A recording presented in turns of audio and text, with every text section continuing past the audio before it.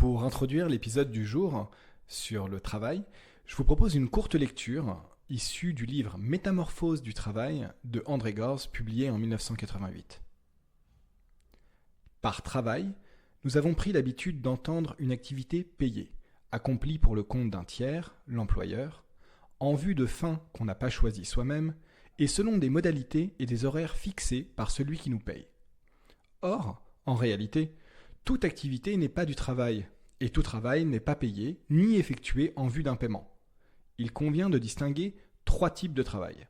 Premièrement, le travail qu'on accomplit en vue d'un paiement. C'est l'argent, c'est-à-dire l'échange marchand, qui est alors le but principal. On travaille d'abord pour gagner sa vie, et ensuite seulement pour la satisfaction ou le plaisir que, le cas échéant, on retire de ce travail. Nous appellerons celui-ci travail à but économique. Deuxièmement, le travail qu'on accomplit, non pas en vue d'un échange marchand, mais en vue d'un résultat dont on est soi-même directement le principal destinataire et bénéficiaire.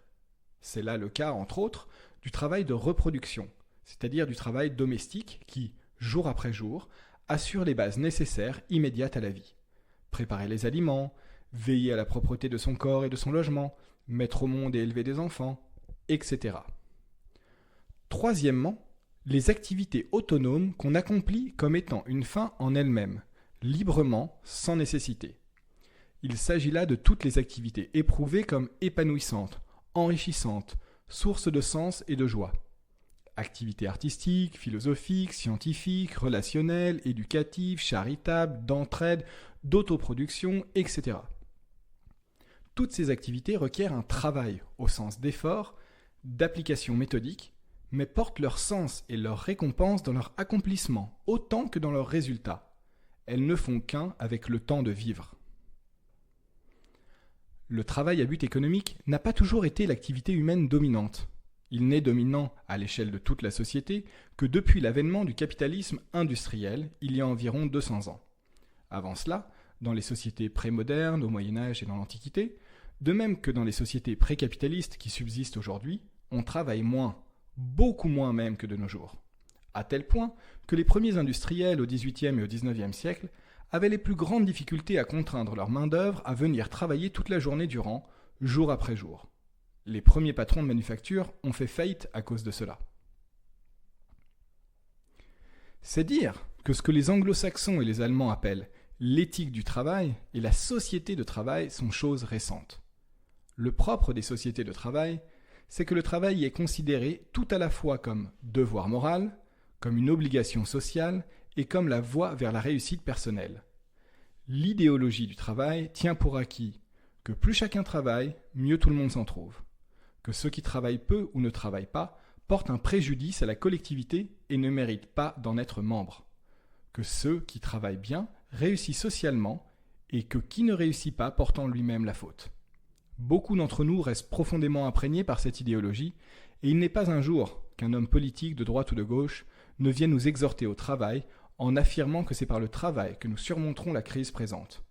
Pour vaincre le chômage, ajoute-t-on, il faut travailler plus et non pas moins.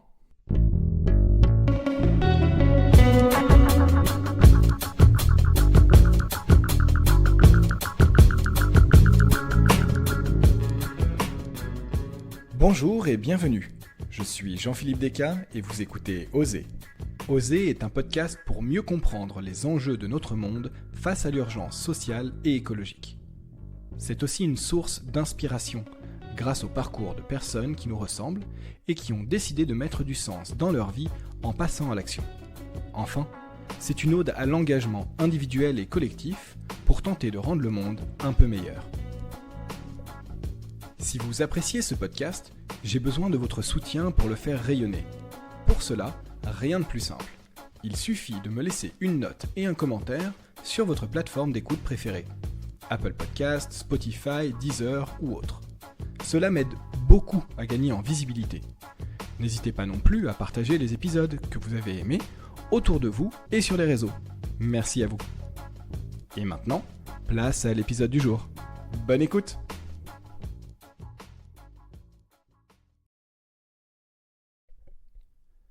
Je reçois aujourd'hui la chercheuse Mireille Bruyère, maître de conférences en sciences économiques à l'université de Toulouse-Jean Jaurès et membre du CERTOP, Centre de recherche sur le travail, l'organisation, le pouvoir, ainsi que membre des économistes atterrés. Ces thèmes de recherche sont à la croisée de l'économie, de la philosophie et de la psychanalyse. Ils questionnent la notion d'institution et l'articulation historique entre travail et démocratie. Elle est autrice du livre L'insoutenable productivité du travail aux éditions Bordelot et a coordonné l'ouvrage collectif De quoi avons-nous vraiment besoin des économistes atterrés. L'objet un petit peu de cet épisode et de cette nouvelle saison du podcast qui démarre, c'est vraiment de s'interroger en fait sur les idées reçues et les croyances que l'on peut avoir sur certaines thématiques fortes de notre société. Donc voilà, donc je suis content de pouvoir commencer cette saison avec vous sur ce thème du travail. Peut-être que pour démarrer, vous pouvez nous dire quelle est votre définition, comment est-ce que vous définiriez ce qu'est le travail? Alors, je ne sais pas si j'ai une définition, la mienne.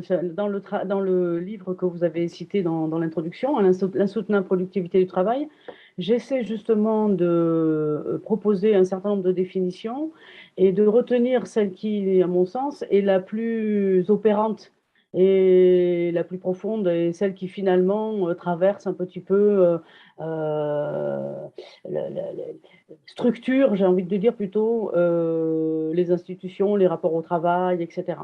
Alors évidemment, le travail est un thème qui est énormément analysé par différentes disciplines, mais aussi différents groupes sociaux, hein, partis politiques, etc.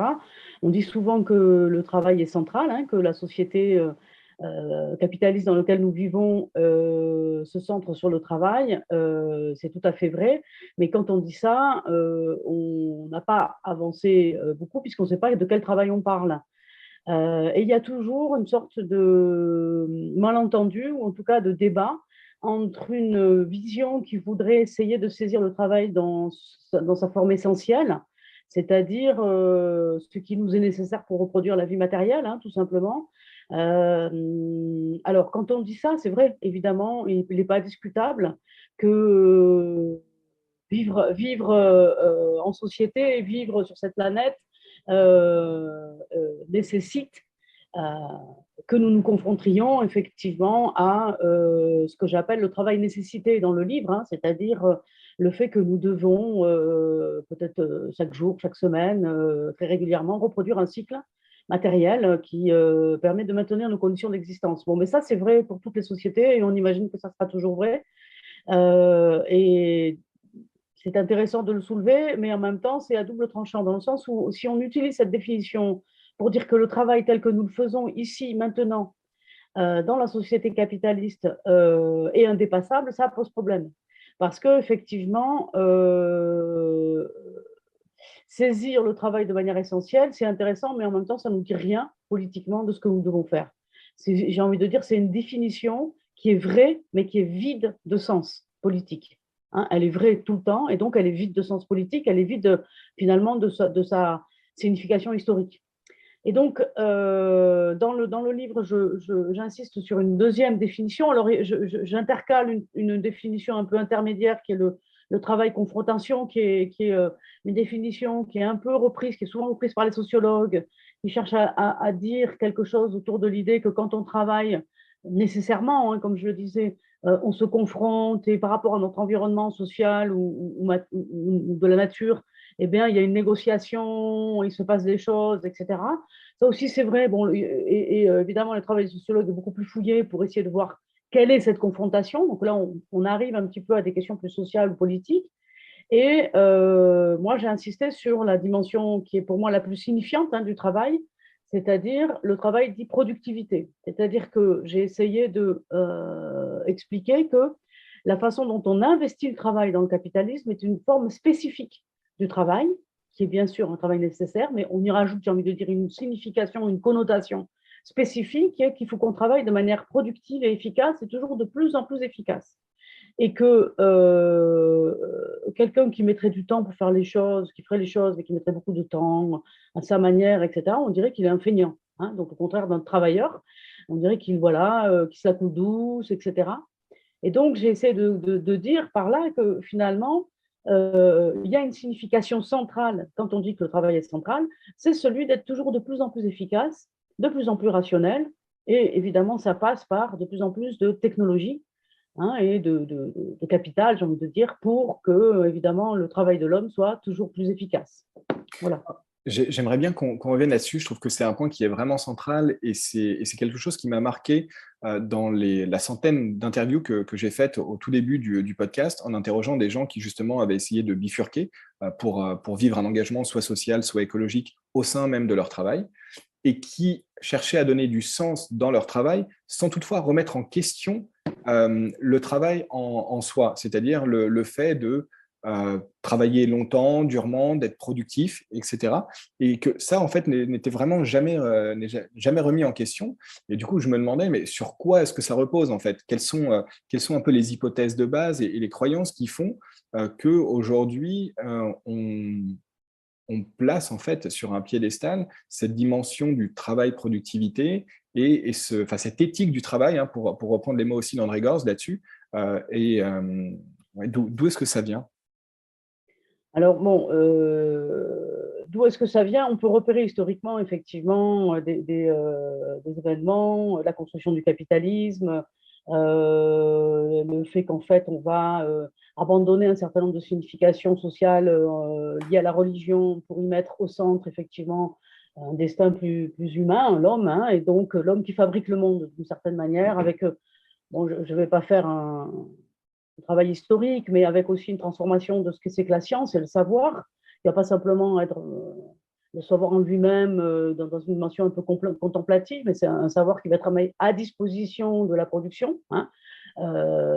Science, industrie, travail, hein, donc cette relation-là qui va naître avec une transformation de la science, la fin des religions, qui va constituer finalement le rapport social de production, hein. Donc pour essayer de répondre historiquement, c'est comme ça que ça se lit. Pourquoi ça se fait comme ça, hein, c'est ça l'histoire aussi, c'est l'émergence de nouvelles significations nouvelles comme ça, donc qui ne sont pas nécessairement déterminées, même si on en voit les conditions, hein, bien sûr, de l'émergence, hein, la classe bourgeoise, les différentes révolutions, etc., hein, la transformation de la science aussi, je l'ai dit. Donc on peut repérer ça historiquement, et pour répondre à la question de pourquoi on n'arrive pas quelquefois à remettre en question finalement aussi la signification du travail, hein, parce qu'on bifurque, mais on garde finalement la même façon de concevoir le travail. C'est peut-être parce que on touche des choses qui sont plus profondes, hein, et souvent la radicalité de la transformation, elle peut se mesurer à la radicalité de la transformation du sens qu'on met aux différentes choses. Hein, effectivement, quand on dit bah, je vais changer un certain nombre de choses, mais je ne remets pas en question la signification profonde des choses que je remets en question, bah, des fois, on voit que ça reste de manière un peu superficielle. Alors, évidemment, le diable est dans les détails, hein, il faut regarder les différentes expérimentations parce que personne ne peut être totalement radical, hein. On est toujours on est l'institution, on est toujours dans le capitalisme d'une certaine manière, hein, même si on le conteste. Mais c'est vrai que quelquefois, quand on ne remet pas en question un certain nombre de choses, on se retrouve à faire du greenwashing d'une certaine manière.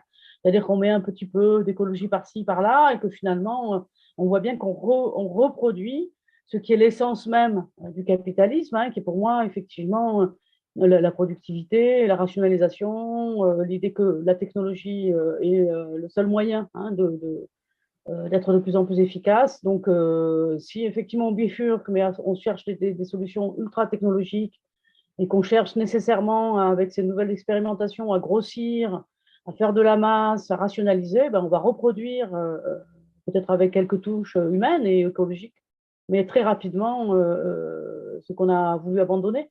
Et donc, il y aura certainement une différence avec l'expérience d'avant, hein. Je ne vais pas dire que tout est pareil, mais cette différence sera assez grande par rapport aux enjeux de bifurcation réels qu'on a, hein. C'est-à-dire de bifurcation, c'est vraiment changer radicalement de direction et pas simplement dévier un tout petit peu. C'est un peu ça le. Et on voit à travers ce que vous dites que le travail et la productivité du travail, je pense qu'on va revenir sur ce concept qui est très très fort dans votre livre pour justement l'expliciter un peu plus, est lié effectivement à l'idée de rationalisation, l'idée de progrès technique, d'innovation, de technologie, etc. Est-ce que vous pourriez nous dire en quoi en fait ce concept de productivité de travail, déjà peut-être le définir un petit peu plus, et en quoi il permet d'éclairer en fait le fonctionnement de notre société et, entre guillemets, les travers et les limites? Alors, c'est une question assez intéressante, en tout cas, du point de vue d'une économiste comme je suis, de formation. Le départ de mon livre, c'est d'avoir constaté que, bon, on a évidemment des champs en économie qui sont en débat, hein, donc il y a certainement, vous le savez, une pensée économique relativement hégémonique, en tout cas majoritaire dans la formation des économistes, qui est une pensée qui fonde ces réflexions sur le postulat que l'être humain est un être rationnel qui fait des calculs coûts-bénéfices et qu'à partir de là, à partir de cette nature humaine posée comme un postulat, eh ben, le fonctionnement le plus adéquat, c'est le fonctionnement en marché, avec des transactions de marchandises, effectivement, et puis une recherche toujours de maximisation du plaisir, de satisfaction, de l'utilité, du profit, etc. Et donc, moi, j'appartiens au champ critique, hein, qui critique ce postulat à partir des sciences sociales, de la sociologie, etc. Et du marxisme, évidemment. Marx est un auteur évidemment, que je n'ai pas abandonné, même si j'en peux en proposer une critique, en particulier justement sur peut-être la productivité ou un certain productivisme marxiste. Tout ça pour dire que j'avais constaté que les critiques s'arrêtaient à la productivité. C'est-à-dire que la productivité, dans le champ de l'économie, était peu critiquée en soi. C'est-à-dire qu'a priori, ce dont il était question, c'était fait avec la productivité, hein, comment on la répartit, pourquoi elle est là, est-ce qu'on peut la... Mais il faut qu'on ait de la productivité et que la productivité était sans discussion, non questionnable et bien en soi, de facto, j'ai envie de dire. Et il me semblait que c'était lié à une croyance que effectivement la productivité était le résultat. Hein, donc la productivité, je vais le définir, c'est un ratio hein, qu'on utilise en comptabilité, qu'on utilise en économie et que les entreprises aussi utilisent. C'est un ratio qui met au numérateur le profit, le produit, le profit aussi ça peut l'être, mais le produit et au dénominateur les moyens qu'on a mis pour produire, hein, en particulier, puisque s'il s'agit du travail, le temps de travail ou le nombre de personnes, enfin on peut mesurer de manière différente, mais une quantité de travail. Et donc, évidemment, l'objectif fondamental, c'est de diminuer la quantité de travail utilisé et de maximiser et d'augmenter le plus le produit. Donc, vous voyez ce qu'on appelle la rationalisation, d'ailleurs, et qui est un peu partout. On cherche toujours à être efficace, à faire plus avec moins, hein, comme on entend très souvent un peu partout, et comme non discutable d'ailleurs, parce que quand quelqu'un vous dit, mais attendez, je vais proposer quelque chose qui vous permettra de moins travailler et de produire plus, donc tout le monde est très content.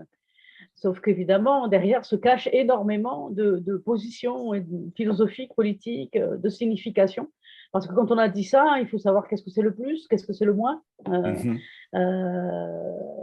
Moins de travail, mais quelle est la qualité du travail, hein, par exemple. Voilà. Quand on quantifie le travail en heures, eh ben, peut-être que finalement, c'est un travail plus intense dans l'heure et que finalement, les heures où on ne travaille pas ne sont pas spécialement des heures de bonheur. Enfin voilà, on voit bien tous les problèmes qu'on a derrière qui sont problématiques. Et donc, je m'étais dit que peut-être pour une économiste, ce serait intéressant de questionner aussi ce travail. Et j'ai dû ouvrir évidemment à des auteurs qui ne sont pas nécessairement économistes. Alors, vous avez cité André Gors, bien sûr, des auteurs qui font une critique de l'industrie, comme Ivan Illich, par exemple, ou aussi des auteurs de l'écologie politique, Charbonneau, par exemple. Et j'ai beaucoup travaillé avec Castoriadis aussi. Qui est un économiste, qui a été philosophe et psychanalyste, qui a fait une critique profonde hein, de la pensée économique, euh, pour dire finalement que l'économie n'existe pas. Hein, c'est ce qui existe, c'est toujours des questions politiques, sauf qu'elles sont revêtues hein, d'un symbolisme économique, hein, puisque la façon dont s'organise structurellement la société se fait effectivement par le marché, par les prix, mais qu'il n'y a pas d'autonomie de l'économie, hein, finalement, que derrière, il y a des choix politiques. Et j'ai essayé de dire que la productivité est un choix politique, en fait. D'accord. Et oui, vous utilisez le terme d'institution, si je ne me trompe pas, dans le livre, en disant qu'en fait, il y a différentes institutions et qui encadrent toujours en fait cette question du travail et qu'on ne peut pas en sortir en fait. Et qu'il y a donc Oui, forcément un cadre politique. voilà, j'ai essayé de... Alors, c'est toujours, comment dire, un choix hein, personnel de dire les institutions sont ici et comme ça. Il faut imaginer que comment je comprends l'institution, c'est quelque chose qui a des contours difficiles. Évidemment, si vous dites le code du travail, on voit le code du travail, ouais, voilà, c'est un code, il y a un périmètre précis, il y a un certain nombre de lois et de décrets, et puis ça s'arrête à un moment donné. Mais en fait, quand je parle d'institution, et puis quand on parle d'institution au sens social, on ne parle pas du code du travail. Et le code du travail est une partie de l'institution, plus explicite, la partie émergée, j'ai envie de dire, et que l'institution se fonde aussi sur plein d'éléments qui ne sont pas visibles, comme les représentations sociales, et pour Castoriadis, ce qu'il appelle la signification sociale, etc. Donc on voit bien que finalement, ça devient un truc un peu flou, etc., avec une partie très, très explicite, très émergée, le code du travail, la propriété privée des moyens de production, etc. Là, voilà, hein, si vous allez chez Amazon et vous dites c'est chez moi, vous avez la troupe qui vous vient dessus. Hein, donc, ça, c'est très, très explicite. Par contre, il y a des choses qui sont plus floues et qui participent de ça et qui tiennent ensemble par une signification. Et dans le livre, j'ai essayé de dire que les institutions ne sont pas toujours cohérentes entre elles, en particulier la façon dont on a construit le travail et puis qu'on a essayé de le protéger aussi avec les institutions salariales qui se fondaient sur l'idée quand même d'autonomie du travailleur, ou en tout cas de protection du travailleur et d'une certaine limite à l'exploitation et à l'aliénation. Et puis, un autre type d'institution qui cherche à protéger la productivité, justement. Et donc, le profit, les entreprises, qu'il fallait organiser le travail de manière de plus en plus efficace, qu'il faut protéger tout ça pour protéger cette signification centrale, et qu'il y avait une sorte de tension, mais que cette tension s'arrêtait à la productivité. C'est-à-dire qu'il y avait une sorte de compromis entre les deux qui faisait fonctionner un peu le système. C'est que malgré tout, s'il fallait protéger le travailleur, il fallait quand même que le travailleur soit productif. Hein, donc, on essaye. On voit que c'est en tension, hein, d'ailleurs, parce que dans les services publics, on le voit, hein, parce que si on cherche à augmenter la productivité à tout craindre à l'hôpital, hein, on va fracasser certainement les travailleurs, et on le voit et aussi dans l'éducation nationale. Mais on pourra dire on a augmenté la productivité, on enseigne, on fait beaucoup plus de leçons avec beaucoup moins d'enseignants et beaucoup moins d'heures d'enseignants, on pourra le dire. Donc, on voit bien qu'il y a des tensions, je veux dire, c'est pas toujours si facile. Mais en tout cas, dans l'histoire du mouvement ouvrier du XXe siècle, pas du XIXe, mais du XXe siècle, la question de l'efficacité n'est pas remise en question. C'est-à-dire que les syndicats, etc., disent bon, on nous propose de nouveaux outils, c'est super, on va faire avec. On va peut-être demander, par contre, que ces nouveaux outils nous permettent d'aller plus souvent en congé. Hein, mais la productivité en soi était peu questionnée. Et la crise écologique de plus en plus forte, peut-être vient poser une question plus radicale, hein, ou en tout cas la poser différemment aux syndicats et au mouvement ouvrier du XXe siècle, hein, peut-être avec des questions plus profondes, effectivement, dans lesquelles finalement, qu'est-ce que ça veut dire produire quoi, hein, quand on dit produire quoi, là, on est obligé de se demander c'est quoi cette productivité, si on se demande quel est le produit, hein, le numérateur. On se dit, mais finalement, on a augmenté quoi? Est-ce qu'on n'a pas augmenté quelque chose qu'on ne veut pas? Est-ce que c'est vraiment de la productivité d'une certaine manière, hein? Comme disait Ivan Illich, finalement, d'une certaine manière, si on mettait tout dans le dénominateur, hein, donc son histoire de la voiture, de la vitesse généralisée, hein, il disait finalement la voiture c'est 5 km/h. Hein, donc, parce que si on y met tout le temps qu'on a mis pour avoir cette voiture, finalement on aurait plus vite fait de ne pas la construire et puis y aller à pied, quoi. Voilà, ouais. Donc on voit bien comment on peut aussi questionner, quand on sort un peu du cadre, hein, économique finalement, hein, de la comptabilité nationale, justement, ouais. On peut questionner aussi la productivité. Ouais, c'est intéressant ce que vous dites par rapport à prendre cet ensemble-là. Je sais qu'il y a des travaux aussi dans le secteur agricole qui s'intéressent au taux de retour énergétique et à l'évolution du taux de retour énergétique en le comparant en fait avec cette question de la productivité et en montrant qu'en fait même si la productivité augmente, voilà, avec les cultures intensives, en fait on se rend compte que le taux de retour énergétique, on va prendre avec des pincettes parce que bien évidemment hein, on choisit ce qu'on prend comme étant la définition de l'énergie, etc., mais baisse en fait fondamentalement sur un siècle, alors qu'on a démultiplié en fait la productivité du travail agricole.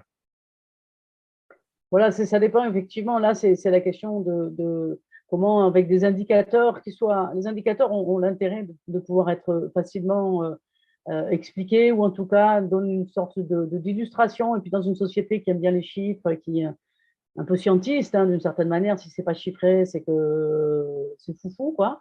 Ouais. Bon, ça a une idée, mais c'est intéressant parce que ça montre effectivement les différentes strates qu'on prend en compte. C'est-à-dire que si on reste dans la strate économique, Hein, vous avez une idée d'une institution comme ça qui a plusieurs strates, avec une strate très explicite. J'ai parlé du code du travail, voilà, qu'on voit, tout le monde s'y confronte, tout le monde voit ce que c'est. Puis après, plus vous descendez dans les étages inférieurs, plus vous en rentrez dans des choses qui sont moins explicites, mais qui sont très opérants, et qui Oui, viennent dans l'imaginaire et qui sont même dans l'inconscient de chacun, pour tout dire. Hein. Mais quand c'est pareil, l'intérêt de ces indicateurs, c'est que ça permet de faire rentrer dans quelque chose qui nous paraît explicite. Voilà, les rendements agricoles ont augmenté parce qu'on a produit beaucoup plus de blé avec beaucoup moins de travail, hein, donc ça c'est facile à constater.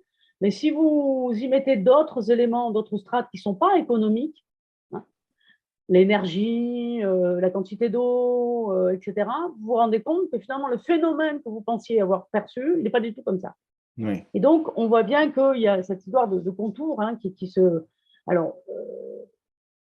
Pastoriadis disait, mais de toutes les façons, ça reste toujours un choix politique de s'arrêter à un endroit, de dire, je prends le phénomène et je m'arrête à cet endroit et je le mesure de cette manière. Donc, je mets un périmètre, bon, c'est économique. oui, C'est le nombre de quintaux de blé avec le nombre d'heures de travail. C'est un choix politique. Si vous y mettez de l'énergie, comme vous avez pris comme exemple, c'est aussi un choix. Mais vous avez bien dit que l'indicateur, il a sa limite. Et sa limite, elle est politique. On décide de s'arrêter à tel moment parce que ce qui nous importe ici, dans la société que nous vivons, c'est de prendre en considération l'énergie et donc on s'arrête là. Hein. oui. Parce que si on veut tout mettre dans l'indicateur, au final, on ne perçoit plus rien. Hein. Il y a toujours cette idée de périmètre et de choisir ce qui va être une catégorie explicite. Et ça, c'est Mhm. déjà un choix politique. C'est ça l'imaginaire pour Castoriadis. Hein. Oui. Si on a un imaginaire écologiste, on va insister sur la quantité d'eau, sur l'énergie, etc. Hein, vous voyez qu'on se déplace et on choisit telle ou telle catégorie. Ce premier choix de catégorie, c'est ça qui fonde un petit peu la structure des institutions.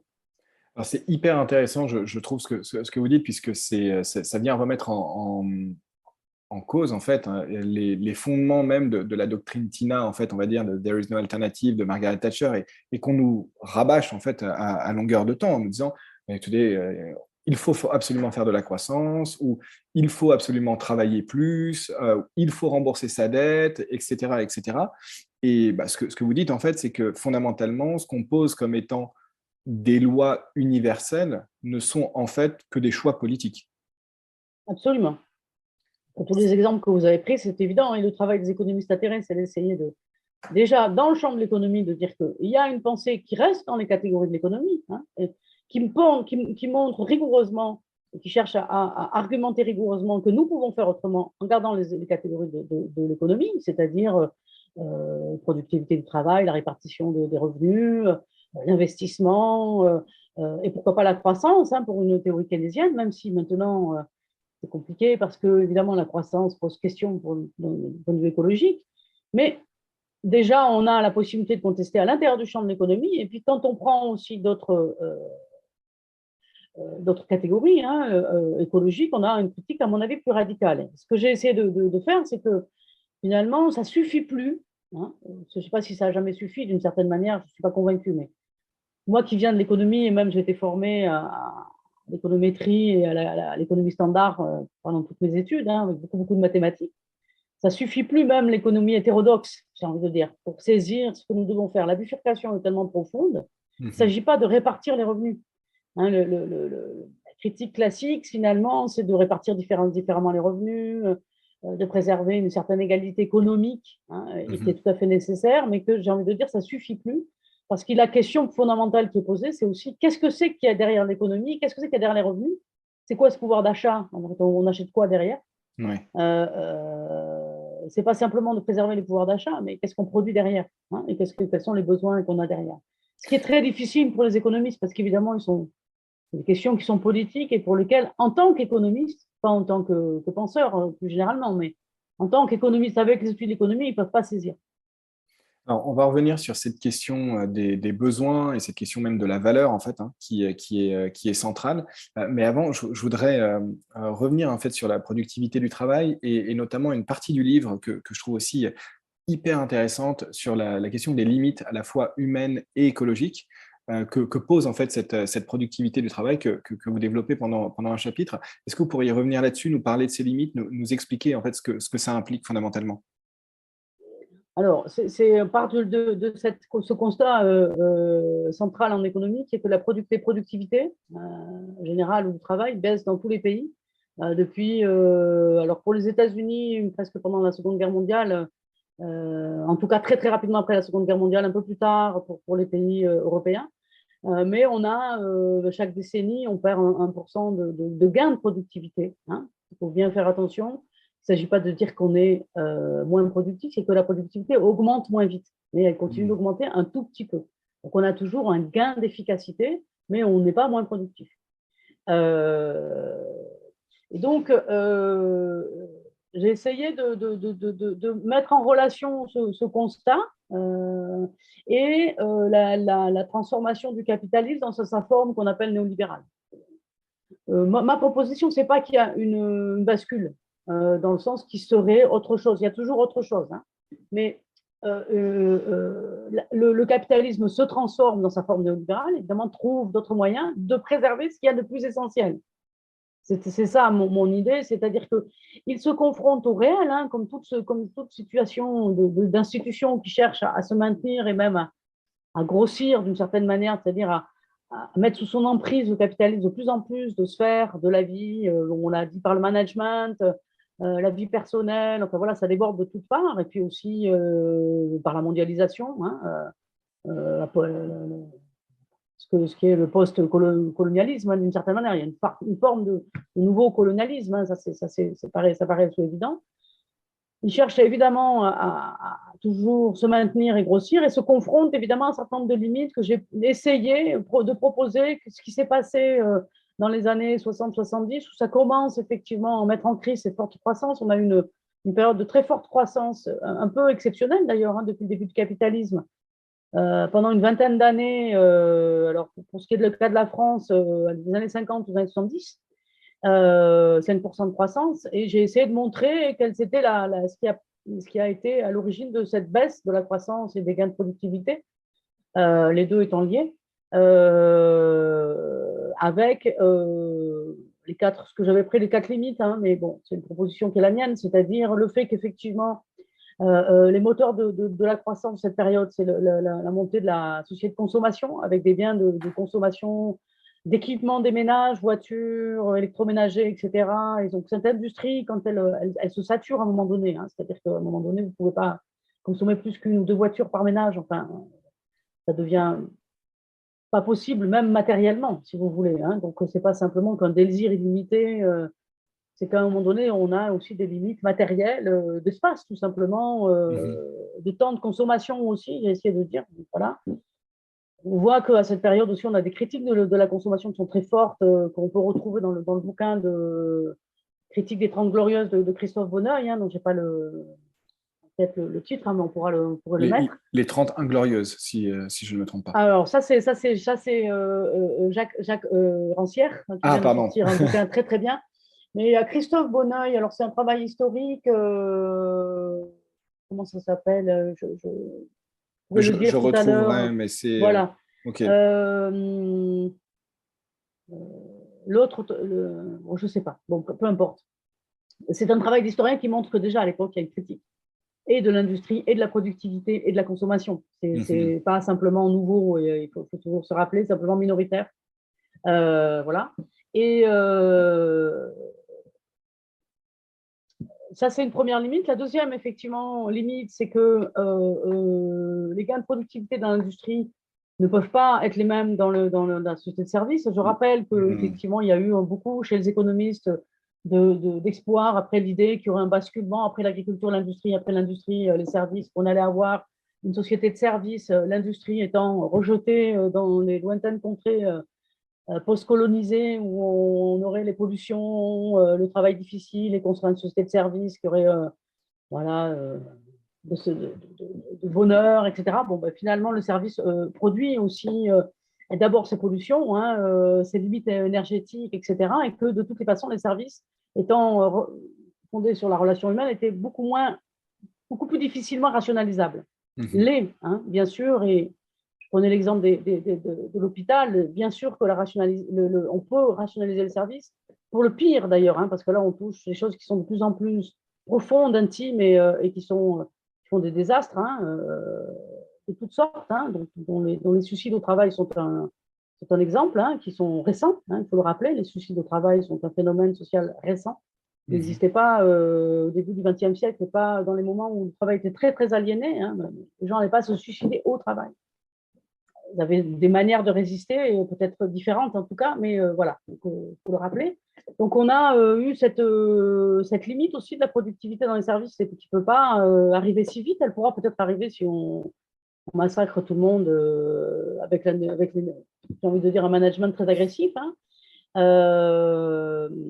C'est pas impossible à imaginer en tout cas.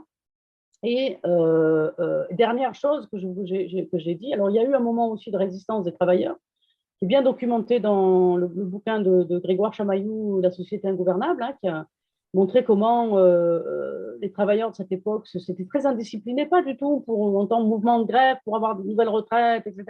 Mais dans les conditions concrètes, en disant, moi, j'avais pas envie de faire ce boulot, ça m'emmerde, et pourquoi voilà, contester les conditions de travail, et ça a été pris très, très, très au sérieux, parce que là, on est au cœur de la machine, si les gens ne sont pas au travail, c'est compliqué. Je cite souvent ce petit exemple quand je parle de ça qui m'a beaucoup plu. Il y avait beaucoup d'absentéisme aux États-Unis ou comme en France, etc. dans les années 60. Il y a des enquêtes. Alors, les milieux patronaux sont très inquiets. Il y a des enquêtes et tout. Et puis, en particulier, le vendredi, les gens ne viennent pas travailler, ou le lundi, je crois que c'est le lundi.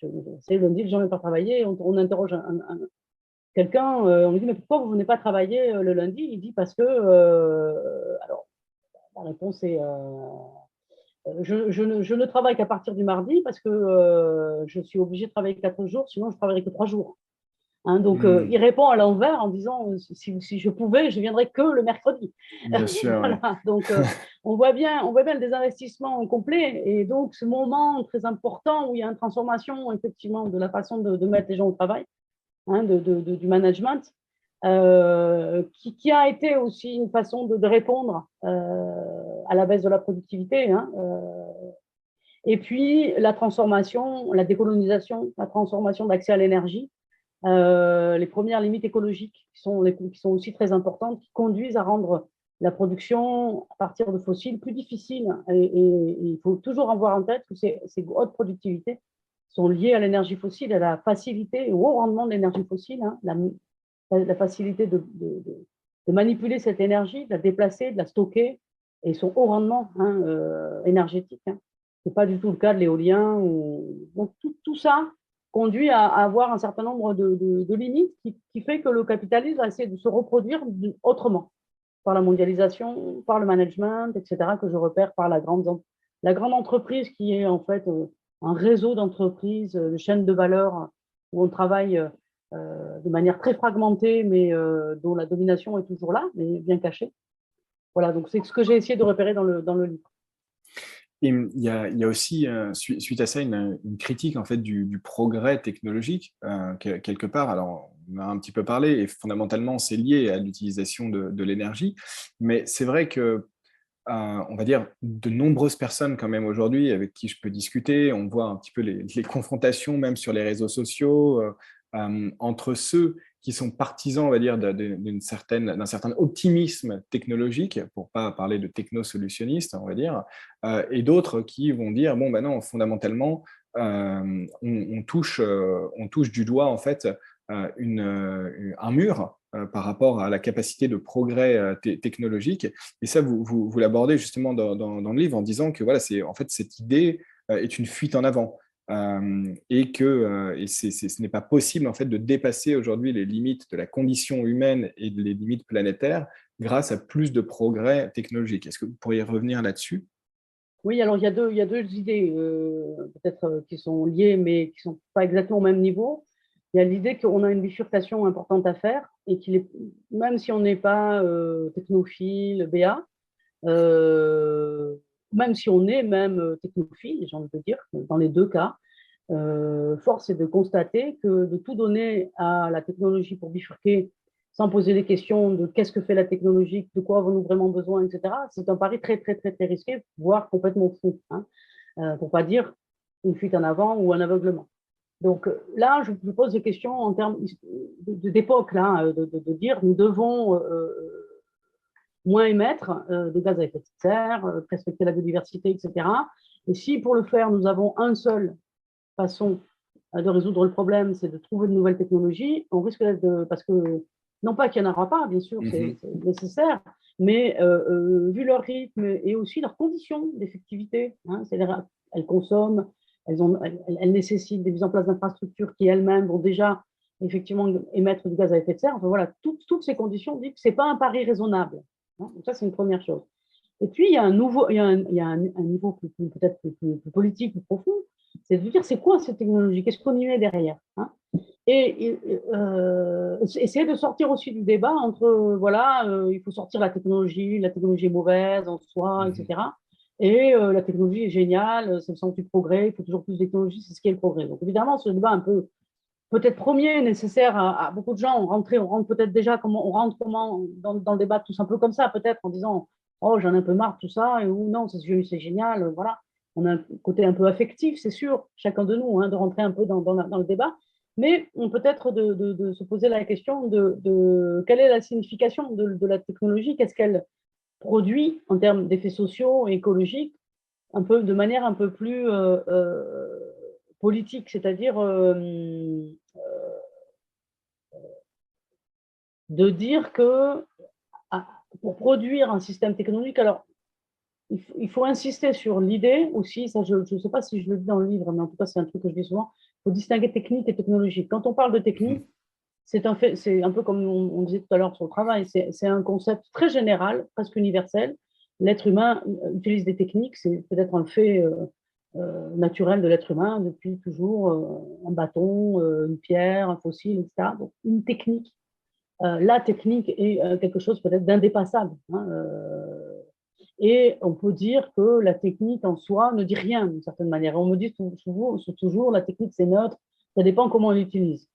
Oui, quand on parle de technique ou d'objets simples, hein, évidemment, vous prenez un marteau, vous pouvez taper sur un clou pour faire un meuble et vous pouvez taper sur le voisin. Donc évidemment, on peut dire que la technique en soi, le marteau, fait rien. Mais quand on avance dans les évolutions technologiques et d'infrastructures technologiques qui produisent des systèmes socio-techniques, en fait, on produit une société. Hein. Quand vous produisez un système comme Internet, vous produisez un type de société. Et il faut prendre acte de ça. C'est-à-dire qu'il y a une intrication entre les deux et que cette intrication, il faut la poser, il faut le dire. Bon, ben voilà, Internet, c'est pas plus de trucs, après on en fait ce qu'on veut. Non, Internet élimine un certain nombre d'anciens modes de relations pour en proposer d'autres.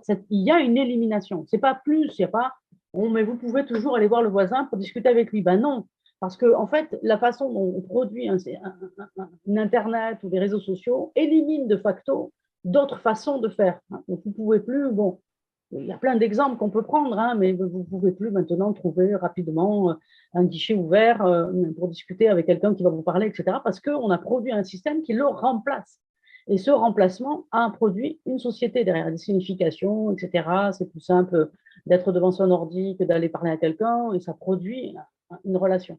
Donc, il y a une critique de la technologie, hein, du système social qui est produit par la technologie, qu'il faut mener. Et il me semble que la direction qu'on prend, c'est une direction d'efficacité aussi, au détriment du sens. Hein. Donc, effectivement, il faut toujours aller plus vite, c'est plus simple, et surtout d'individualisation, c'est-à-dire on produit des technologies qui nous permettraient de ne plus avoir besoin de la relation à l'autre, de la confrontation à l'autre, de la relation à l'autre. Parler, c'est plus difficile, on paraîtrait, que d'envoyer des messages ou d'envoyer des textos. Hein.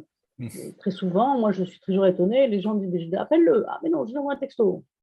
C'est beaucoup plus compliqué d'envoyer des textos que d'appeler, parce qu'effectivement, il en faut 15 textos pour se mettre d'accord plutôt qu'un coup de fil. Donc, on voit bien ce rapport humain qui est transformé par la technologie. Et du coup, ça pose la question du rapport à l'autre. Qu'est-ce que c'est que cette relation humaine? Et là, la psychanalyse est un peu peut-être importante. Hein, quelle est la relation humaine? Qu'est-ce que c'est que la parole? Est-ce que la condition de la parole, qui est quelque chose qui nous échappe et qui n'est pas importante nécessairement aussi pour créer des choses politiques? Bon, voilà, ça c'est... Donc, il y a une critique un petit peu que j'essaye d'aborder, que dans mon prochain livre, j'essaierai d'aborder plus profondément. Voilà. sur cette question ouais, de la de création la en fait, de technique. Voilà. systèmes sociotechniques Voilà. qui, en fait, empêchent, enfin, fondamentalement, donnent une direction et ne sont pas neutres, en fait. Alors, ces systèmes donnent une direction qui est du côté de l'individualisation, je pense, beaucoup. Alors, on a le cinéma, puis la télévision, on se rapproche de plus en plus de l'espace privé. La télévision, mais qu'on regardait, en tout cas à mon époque, quand j'étais jeune, ensemble en famille, et puis Ouais. ensuite, on a eu une multiplication des écrans, et puis maintenant, les enfants, mes ados, elles ne regardent pas la télé avec moi, elles vont dans leur chambre regarder leur écran de téléphone ou leur petit écran de tablette. Donc, on voit une individualisation de partout, qui serait soi-disant une avancée, qui détruit une forme de lien social, qui en crée certainement un autre. Mais est-ce que c'est celui-là que nous voulons? Je ne dis pas qu'il n'y a pas de relation sociale, d'interaction entre les êtres humains sur les réseaux sociaux, surtout pas. Mais je dis ça en crée une autre qualité, et que ça n'est pas questionné. Après, je voudrais dire quelque chose de plus important, c'est que tout ça est soutenu par l'idée d'industrialisation. C'est-à-dire qu'il faut faire de la masse. Et la technologie, ce n'est pas simplement la technologie que nous utilisons, nous les usagers, c'est toute une technologie industrielle qui est là. La 5G est faite pour ça. La 5G, elle est surtout faite pour industrialiser encore plus des systèmes autonomes, dans les ports en particulier, pour que ça soit toujours plus efficace, parce que les marchandises, c'est des millions et des millions et des millions et des millions de tonnes qui doivent s'échanger toutes les heures à des rythmes effrénés. Et donc, il faut de la technologie toujours plus importante. Et cette technologie, elle intègre de plus en plus les relations dans le sens de la productivité. C'est-à-dire, on est obligés, tous, on est dépendants d'un rythme d'intégration très fort, on est intégrés les uns aux autres, pour que la productivité soit toujours plus efficace. Donc, la technologie, elle produit des rapports de production aussi. Ces rapports de production ont comme d'être synchronisés, très intégrés, très puissants et en même temps très fragiles. Donc, c'est vraiment la grosse fourmilière. Donc, évidemment, la relation humaine dedans, elle est très écrasée. Ce qui fait son intimité, sa singularité avec le copain, tout ça est très écrasé parce que ça va très, très vite. Donc, ça, c'est une taille qu'il faut questionner aussi. Et ce qui participe à la rationalisation, fondamentalement, du coup, aussi des échanges et de nos actions. Voilà, exactement. Ce qui nous amène, en fait, à une question assez fondamentale et qu'on a un petit peu abordée au préalable et que vous abordez assez globalement dans le livre des économistes atterrés, de quoi avons-nous vraiment besoin, qui est, je trouve, en fait, un vrai changement de vision et de regard, puisque aujourd'hui, on ne s'interroge pas tellement sur ce dont on a besoin, mais ce qu'on veut, quels sont nos désirs, ce qu'il est possible de faire. Et là, en fait, l'idée avec en gros les limites planétaires, les problématiques écologiques et même les limites, on va dire, de la capacité humaine, puisque ce qu'on dit, en fait, c'est que la productivité et la rationalisation détruit tout simplement les fondamentaux de ce qui font qu'on est humain, du lien social.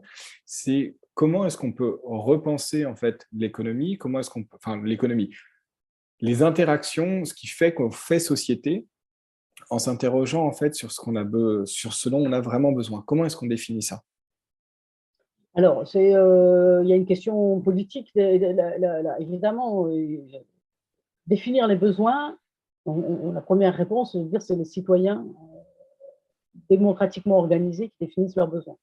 Bon, ça c'est une base, évidemment. On part de là, on viendra là à la fin de la discussion. Savoir qu'est-ce que ça veut dire démocratiquement organisé.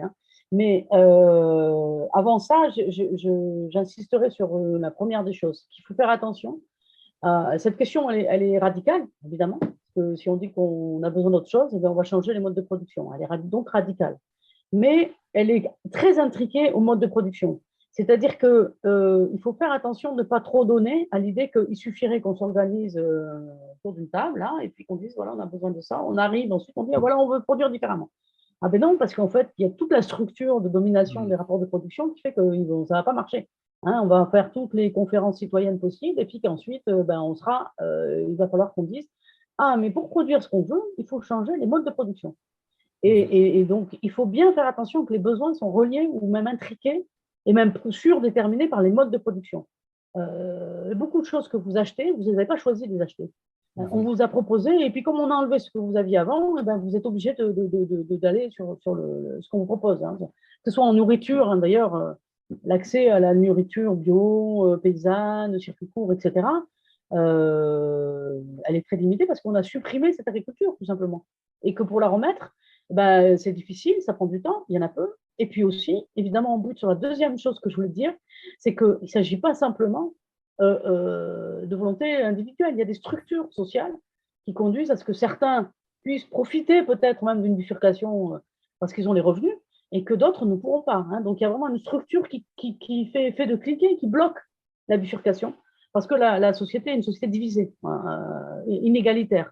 Et ça, c'est très important. Il me semble que la question de l'égalité, c'est une condition de départ et c'est une finalité. C'est donc une praxis, d'une certaine manière. C'est-à-dire qu'en fait, c'est de là qu'on part et c'est aussi l'objectif de la transformation.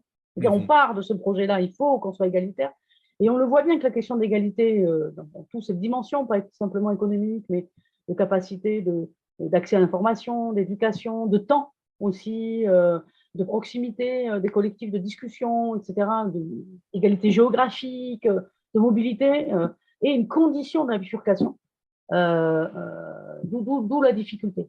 Donc j'insiste bien sur l'idée que, en tout cas dans le livre, on essaye de le faire avec les collègues économistes atterrés, de dire que ce n'est pas une question individuelle de citoyen, c'est une question qui se base, qui prend sa racine dans les modes de production et dans la structure inégalitaire de la société. Et c'est ces deux choses qu'il faut contester. Il faut remettre sur l'établi la question des modes de production, évidemment, la propriété privée des moyens de production, le fonctionnement en entreprise, le salariat, etc. Et bien sûr, la taille des modes de production. Bon, il faut déglobaliser. Hein, quand on parle de circuit court, il faut parler de circuit court agricole, mais aussi industriel. C'est très, très important. Alors ça, c'est très difficile à faire, parce qu'on est allé tellement loin quand vous voulez déconcentrer et relocaliser, comme on dit, l'industrie, c'est évidemment nécessaire pour la bifurcation, pour relocaliser, mais on voit très très bien que c'est tellement intégré au niveau mondial qu'il nous manque plein d'échelons. Il nous manque plein de chaînes, de chaînons de la chaîne de production, même pour des productions qui nous paraissent simples comme le vélo. Eh bien, on est en incapacité dans les 2 années à venir à produire des vélos tellement que c'est intégré. On n'a plus de compétences. Alors, pour le textile, c'est vrai aussi. Donc, vous voyez cette nécessaire relocalisation industrielle, elle montre à quel point le défi est immense. Ouais, je crois que c'est Frédéric Lordon qui, dans Figure de communisme, prend l'exemple d'un stylo pour expliquer à quel point, en fait, ne serait-ce que la production d'un stylo est très complexe et nécessite à chaque fois de l'industrie chimique, sidérurgique, métallurgique, etc., avant de produire quelque chose de si simple et basique en fait qu'un stylo. Donc, alors, alors, je n'ai pas écouté ce truc de Lordon, mais c'est important la façon dont vous venez de le dire. Parce que la question, elle est aux deux endroits. Effectivement, le stylo bic, c'est très compliqué parce qu'il y a besoin de tel colorant, tel de plastique, etc. Enfin, voilà, on a plein d'exemples en tête comme ça. Et il dit c'est très complexe. Mais ça a été rendu complexe par l'imaginaire productiviste, si vous voulez. C'est-à-dire qu'on peut faire des stylos de manière beaucoup plus simple. Ouais. Et donc, nécessairement, avoir moins besoin, de synchronisation, de division du travail et de globalisation. Parce qu'il faut qu'on soit plus autonome, donc moins synchronisé, donc moins de division du travail. Il ne faut pas fragmenter plein de micro-tâches partout dans le monde pour produire un seul stylo. Donc, il faut que les besoins soient des besoins qui produisent des valeurs d'usage plus simples, plus conviviales, dirait Ivan Illich, si vous voulez. Hein, c'est là où la technologie et le mode de production sont intriqués à ce qu'on va produire. Et évidemment, on n'aura plus de stylo bic. On aura autre chose. On aura des stylos qui sont réparables, par exemple, avec des encres sur lesquelles on peut remplir, etc., sans cartouche plastique, et qu'on pourra produire là. Mais c'est tout à fait faisable, puisqu'on l'a déjà fait. Hein, donc, c'est tout à fait faisable. Mais il y a cette idée comme un peu d'un retour en arrière qui n'en est pas un, parce qu'on ne va pas en refaire les stylos plumes. Ce sera autre chose. Ouais. Mais qui sera moins complexe, qui utilisera beaucoup moins d'énergie, moins de déplacement et moins de division du travail. Hein. Ça, c'est très important, et moins de hiérarchie aussi. On n'aura pas des gens qui vont manipuler tel ou tel toxique dans un pays lointain pour pouvoir utiliser dans l'encre ou des choses comme ça, si vous voulez. Et donc, mais là, ça demande une structuration du pouvoir très, très différente. Parce que Oui, la structure du pouvoir, elle est fondée effectivement sur ces technologies, sur cette division du travail au niveau global, etc. Donc là, évidemment, les luttes vont être grandes. mais c'est un petit peu ça, ce sur quoi, j'allais dire, on bute à chaque fois par rapport à même l'idée des imaginaires. Alors déjà sur la définition des besoins, puisque bon, parfois il y a une grande confusion entre désir, besoin et la manière dont ils sont créés, ce qu'on pourrait appeler des besoins fondamentaux, hein. Moi, je reprends souvent en fait la théorie de Manfred Max Neef sur les besoins fondamentaux, que je trouve assez intéressante parce qu'elle elle permet de définir 9 besoins qui sont peu importe l'époque, peu importe le temps, peu importe les sociétés, des besoins fondamentaux propres aux êtres humains. Et après, la question, c'est comment est-ce qu'on satisfait ces besoins, qui là interroge sur les modalités de réponse aux besoins qui sont différentes de part et d'autre. Mais même quand on en revient à ça, j'allais dire, effectivement, il y a ce système sociotechnique qui existe, il y a des modes de production qui existent, il y a un intérêt à garder une certaine forme d'inégalité.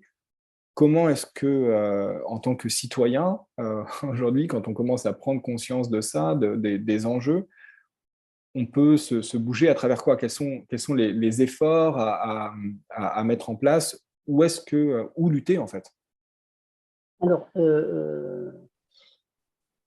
quand on pose la question révolutionnaire, hein, finalement, comment on transforme radicalement les institutions qui nous semblent maintenant et aliénantes et en plus des soucis du vivant, on pose une question ardue parce qu'on la pose toujours du côté de où agir, hein. Donc, Mhm. comme s'il y avait une cartographie de Oui. l'institution et on pourrait aller dans la citadelle au poste de commande et transformer le truc. Sauf que, comme je le disais tout à l'heure sur l'institution, ce qui institue une société et donc des rapports de production capitalistes, c'est beaucoup plus, comment dire, flou. Enfin voilà, il y a des choses très émergées, puis il y a des choses très immergées, et c'est compliqué, etc.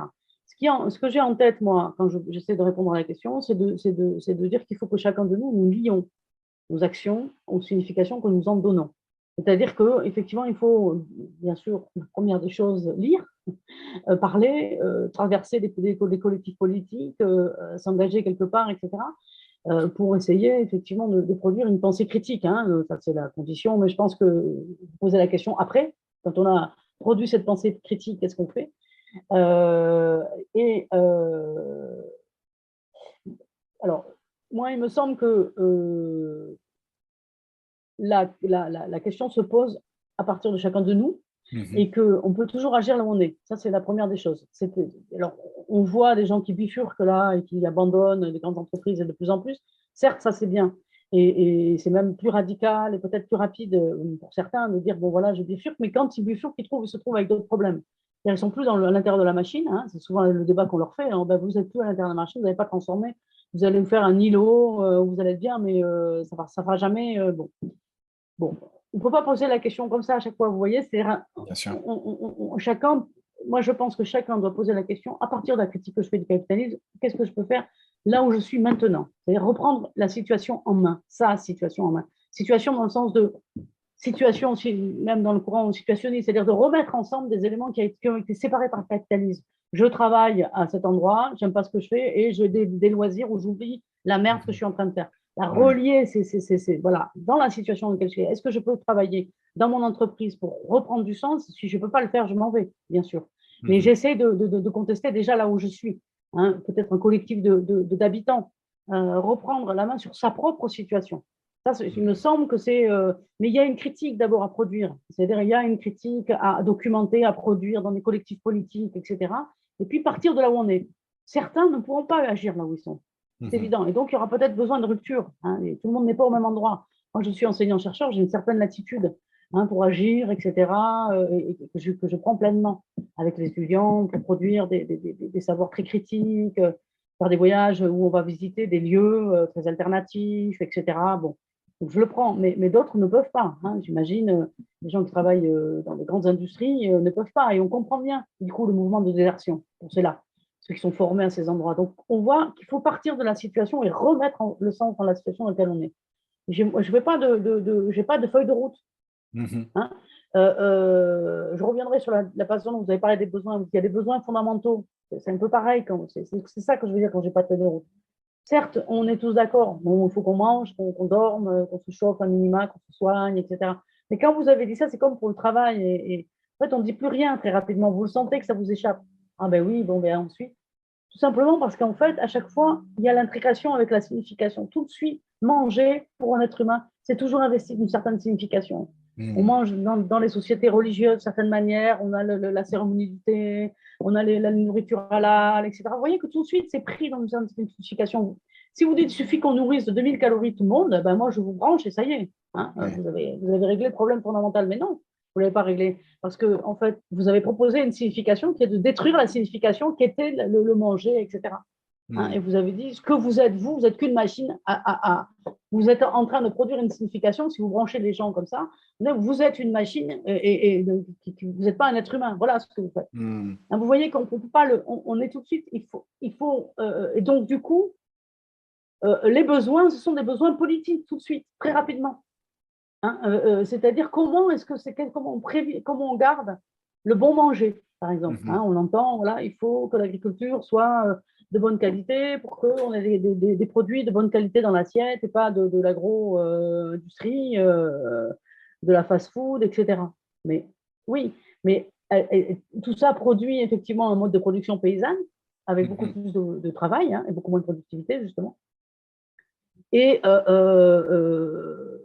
ça vient évidemment aussi poser des questions de qu'est-ce que c'est que le bon manger, qui mange bien, comment on fait la cuisine, etc. Vous voyez ces relations qui fait qu'à mon avis, ces questions se posent que collectivement, en fait. Hein. Chacun de nous, on peut essayer de faire des choses aussi, des petits gestes. C'est pas moins prendre l'avion, pas prendre l'avion. Essayer d'aller au marché, pas acheter tant qu'on peut, etc., cuisiner, tout ça. Bon, c'est évident. Mais si on part au niveau social, la question de la nourriture, c'est une question politique. Oui. En tout cas, prise dans une dimension politique. Pas seulement politique, mais prise dans une dimension politique. Oui, c'était un peu ça le sens de ma question. C'est qu'au-delà c'est vrai qu'on parle beaucoup des engagements individuels, effectivement, et ce qui est important, hein, surtout pour ceux qui prennent fréquemment l'avion, par exemple, il suffit de faire son bilan carbone, si on prend juste le spectre du carbone, de réaliser que ça a un impact énormissime. Mais après, c'était plus dans une dimension collective et politique de OK, comment œuvrer, qu'est-ce qui est, enfin voilà, c'est après à travers vous votre vision, hein, bien évidemment. Hein, je suis bien conscient qu'il n'y a pas une solution et une réponse miracle, ça serait trop beau, mais que voilà, c'est plus en termes de conseils par rapport à vous, votre approche et votre regard. Alors moi, j'insisterai sur l'engagement politique où là où on est, j'insisterai sur les dimensions de la taille, de la désindustrialisation du mode de production. Pas le fait qu'il y ait moins d'industrie en tant que définir l'industrie comme produisant des biens matériels. On aura toujours besoin de produire des vélos, des machines, etc. Donc, il y aura toujours une industrie dans ce sens-là, hein. Mais l'idée d'industrialisation, de productivité, si vous voulez, moi, je poserai la question de la taille et la question de la productivité à chaque fois. C'est-à-dire dire comment est-ce qu'on peut ralentir. Effectivement, ça veut dire que du coup, on peut travailler plus à certains moments. Est-ce qu'on peut travailler collectivement? Ça veut dire produire moins. Ça, c'est clair que, alors, il y a toujours des haros sur quand on parle de décroissance. Oh, ça fait peur, parlons de sobriété. Bon, moi, je veux bien faire attention au sens du poil des gens qui n'aiment pas trop décroître, hein, et faire attention à leurs petits. Mais pour moi, ça veut dire la même chose. C'est-à-dire que de toute façon, il faut moins produire et moins consommer. Alors, produire, alors après, on dit, pour calmer les angoisses, on dit, mais ça sera mieux, ça sera plus sympa, on sera plus humain, on aura de la meilleure qualité, on jettera moins, etc. Bien sûr, il faut l'espérer. Après, je pense qu'il y a une dimension quand même il y a une jouissance, hein, la consommation dans laquelle on est tous pris, et ça sera peut-être pas facile toujours, mais il faut espérer que on va avoir des pénuries, donc il y a des choses qui vont être faites de force, de toute façon, je crains. Il y a des années, on disait il faut qu'il y ait une bifurcation sociale, écologique. Bon, on a l'impression qu'on va quand même aller un peu dans le mur, dans le sens qu'il va y avoir des choses dures, parce qu'il y aura des pénuries, peut-être des paniques, etc. J'espère pas, mais on le voit déjà un peu pointé partout. Donc, voilà. Et je pense que le collectif d'habitants, de travailleurs, de voisins est très important pour affronter et créer de nouvelles choses. C'est affronter, résister et créer de nouvelles choses. Donc, moi, c'est vrai que j'insistais sur la taille, sur la productivité. Et donc, c'est vrai que les formes de coopérative, le travail de coopérative, parce que j'insiste sur la question du travail, c'est le premier, hein, pour moi, le rapport de production dans le capitalisme. Donc, la coopérative me paraît être un outil fondamental et de la résistance et de la transformation. Vraiment, qui coche beaucoup de cases d'égalité, de démocratie. Alors, le mouvement coopérativiste a son histoire et ses échecs et ses dérives très fortes. Hein. On pense que le Crédit Agricole ou une coopérative, on peut en faire une critique. Hein. Donc, la coopérative comme statut en soi ne garantit rien. Hein.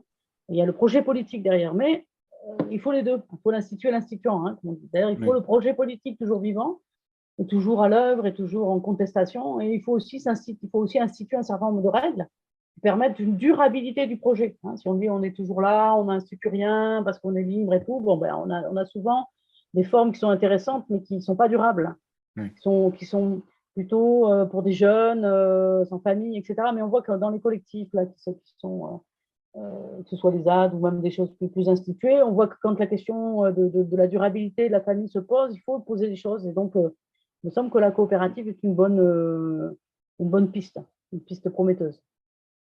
On a évoqué pas mal d'ouvrages pendant cet échange. Pour conclure, est-ce qu'il y a des livres, alors au-delà des deux vôtres bien sûr, hein, et que je mettrai dans la description de l'épisode, que vous recommandez ou vous dites voilà, c'est pour se déconstruire, pour justement commencer à avoir cette approche critique qui est préalable ou en continu d'un engagement individuel et collectif. Est-ce que voilà, vous auriez des recommandations là-dessus? C'est très large. Alors, il faudrait être plus précis sur des points, parce que là, je peux donner ma bibliothèque, mais ça va être... Sur la question du travail, peut-être, alors?